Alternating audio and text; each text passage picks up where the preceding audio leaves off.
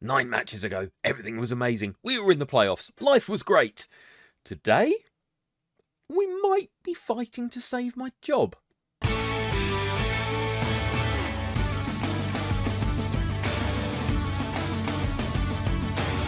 Greetings, my excellent friends, and welcome back to episode 4 of the Director of Moneyball. I'm Kirk Sheridan, and it's all gone so horribly wrong. We've fallen to 16th. We were in the playoffs at the end of the last episode. I thought that this Director of Moneyball experiment was going to be a breeze. How wrong was I? This decline has been horrible. Particularly when I can't get out there on match day. I can't have any influence over what's happening in the games. This is where you left me with that 1-1 draw against Cheshunt. I thought we were coming back. We played Hastings twice in the FA Cup second qualifying round because we couldn't beat them the first time, even though they're not even in the National League South. And we just went on a dreadful streak. Lost to Hemel Hempstead, lost to Concord. Won convincingly in the FA Cup third qualifying round against Lewis, who again, lower tier side. Came back to the Vanarama South, got beat. Got beat in the fourth qualifying round to a National League side. And got beat again by Braintree. Now, by this point, I was thinking about making a dramatic change. More on that shortly. Then, something magical happened. We played Taunton, and we somehow scored 3 goals. We absolutely trounced them in terms of possession. And a fantastic debut from Jonathan Dinzey. He's come in as a top quality Vanarama national player. Far too good for this division. Far too good for us. Look at those physical attributes. He's 6'5". He's strong. He's got stamina. He can run fast. He can jump and head. And he can tackle. And he's determined. And he's got teamwork and work rate. I mean, my word. He fits the DNA beautifully. And then we kept that little burst of momentum going against Dulwich Hamlet, beat them 1-0 away from home, which I was not expecting. We were turned over in terms of possession, but we out XG'd them, and Ryan Clark, another new boy, came on to score the winner. Not quite as strong a fit for the DNA, certainly has potential to become even stronger, so hopefully a good long-term prospect for the club. And then we were incredibly unlucky not to beat Slough at home. We should have absolutely done so. Great XG, dominated possession, and we conceded in the 95th minute. I think that's just completely sapped the boys' morale, and that sent us on a downward spiral. But good news was, another new boy, this time Malachi Talent Ayite, came off the bench to score what was almost the winning goal, but ended up at least earning us a point. And I'm pretty convinced this guy is going to be brilliant. He's already Vanarama national standard. Club DNA ticks every box. Determination, teamwork, work rate, pace, stamina, strength and passing. He can do it all. The only downside is his natural preference is to play as a central midfielder, and we're playing with both defensive midfielders and an attacking midfielder. So I'm currently training him up to play in the hole there. But after that little burst of points, it went rubbish again, basically. Lost to Hungerford, lost to Oxford, and managed to steal a point away at Bath. I mean, that's not good viewing, is it? So I've been doing some digging to try to work out what's behind this nosedive in form. That's what you'd expect the director of football to try to do. And I don't think it's down to the quality of players that we've got. We have 7 players here who are at least good enough for the National League South. A couple, possibly 3, who could easily make the step up to the National. And a lot of others who are decent Vanarama South players. Sam Allardyce, Aaron Simpson, another new signing. Miles Meekums, who on average rating is our best player so far this year. Captain Aaron Racine. We have a good backbone to the squad, but something somewhere is not right.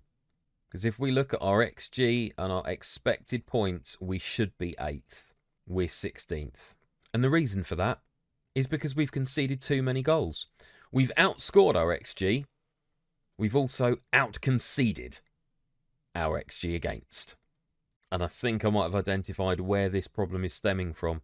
Harrison Mayle, our goalkeeper, is expected to have made 3.47 saves per 90 minutes so far this season in the league. He has made 2.94. He is expected to have a save percentage of 85%.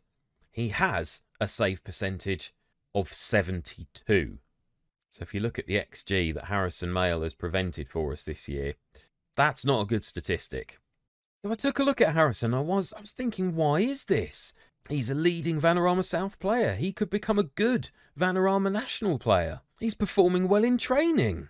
But he's a fairly inconsistent performer, and he doesn't like big matches. And the more challenging our results are becoming, the bigger the matches are getting. So I have concluded, as Director of Football, this is a problem, and it does not matter that he's a star player.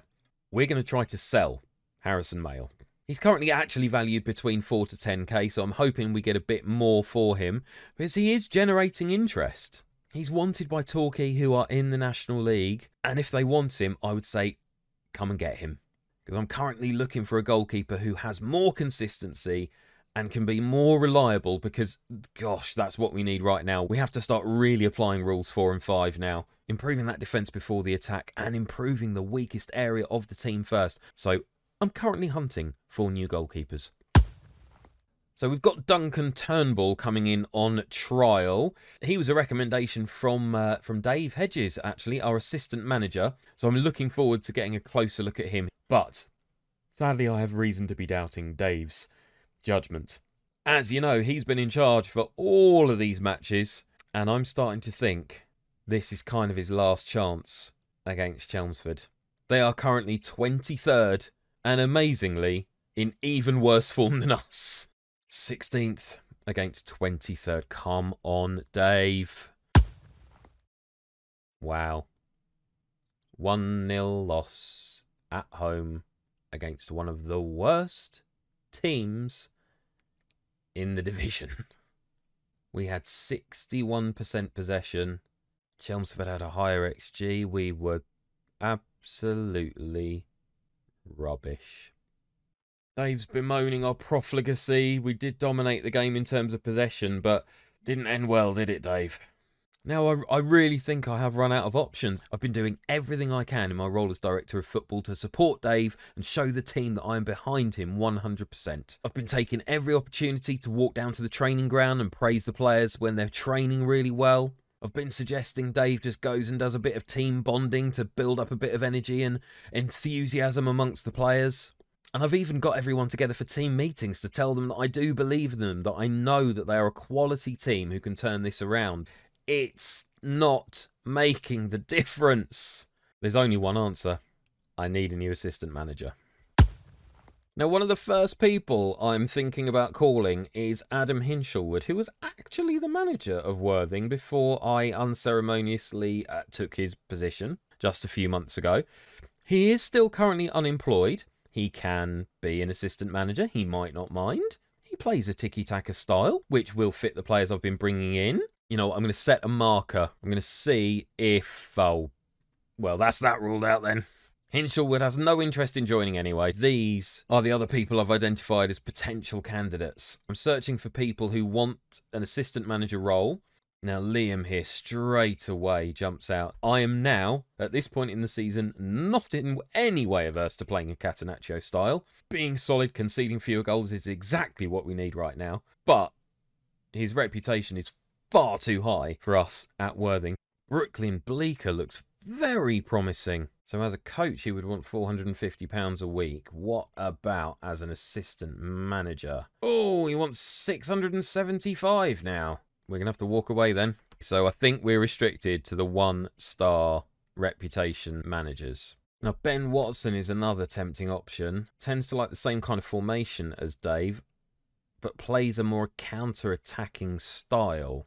Slightly less tactical knowledge, but a slightly better judge of player ability and potential. Would happily join us for 7 months for £170 a week. Right, that's one option. You know what? I'm cycling back round to Mark Wright. More cautious tiki-taka, but pressing so that we win the ball back more easily. He would join us for £275 per week. So there we have it, 2 pending assistant managers. I'm just going to need to make the decision about which one to bring in to replace Dave. Is it Mark Wright or is it Ben Watson? If we compare the two, Ben Watson is fairly professional. They've both got similar tactical knowledge. Ben's got a higher level of discipline. Mark's a tiny bit better motivator. It's really going to come down to the play style that I'm looking for. Might be able to free up a little bit of room in our wage budget, though, to ease the blow of Dave's compensation. Concord are coming in for Jake Robinson. They want to sign him on a 5-month loan deal, and he is basically sitting in our reserves doing nothing at the moment. You know what? If I can get them to pay 50% of his wages, I will be very happy. And he is off. Well, that at least covers the cost of Dave's compensation. The amount that we'll be saving on Jake Robinson's wages is more than we will be paying Dave in compensation. Excellent deal there. And here we are. It's decision time. The board have blocked the transfer of Ben Watson because they don't feel we need another assistant manager. They are, however, willing to allow us to complete the move if we remove Dave Hedges from the same role. Ben showed me his commitment there. He came back first. He wants this job.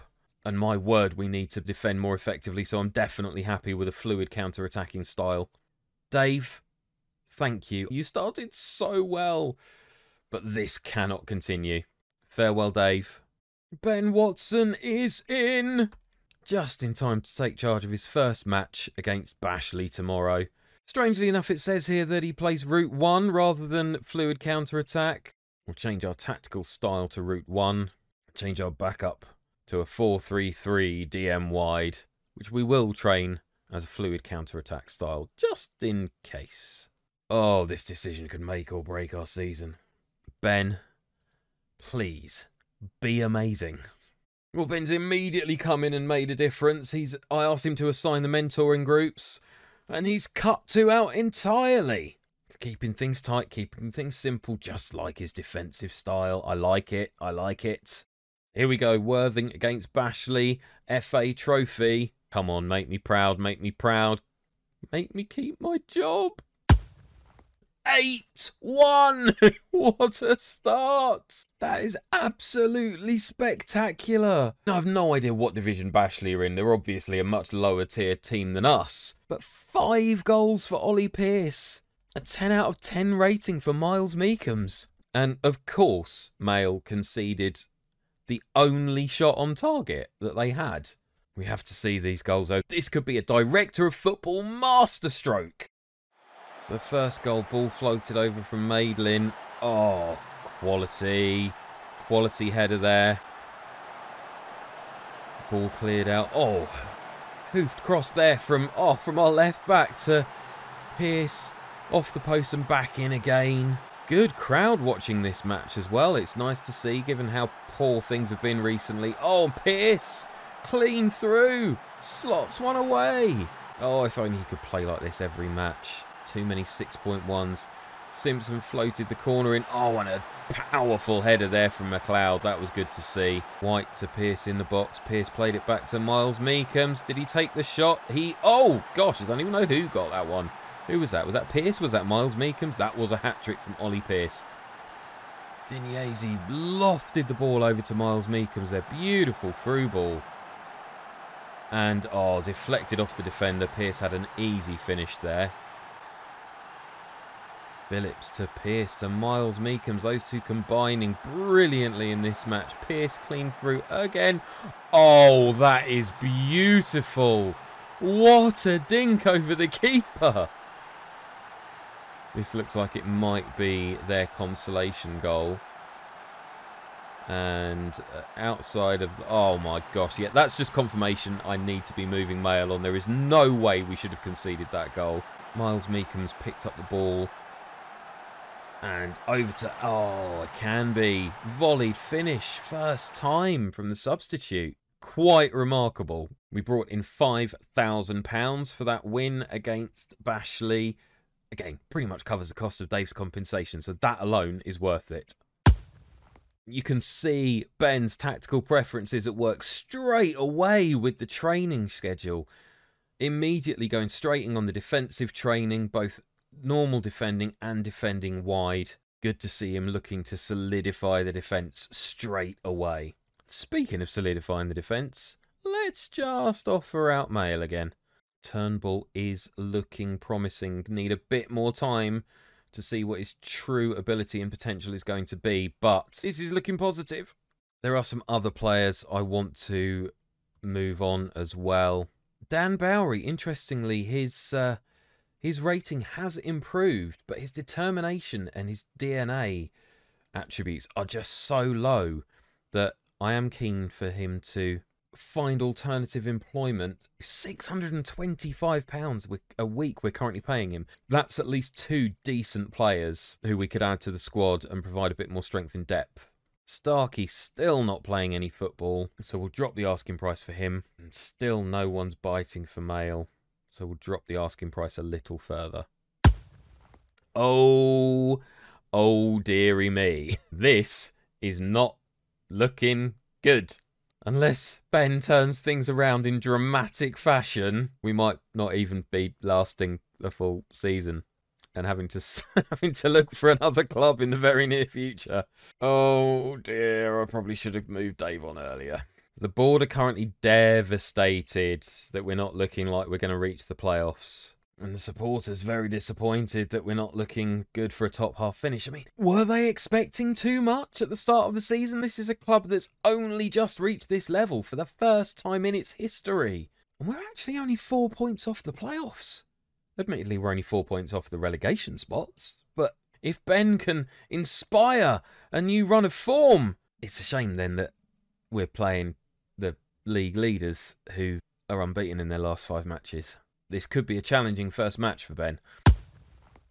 That thumping victory, though, against Bashley has turned the club atmosphere around a bit. Is this time for a team meeting, I wonder? Yes, it is. Right. No pressure here, but this is where I need to inject some real belief and real confidence into the team.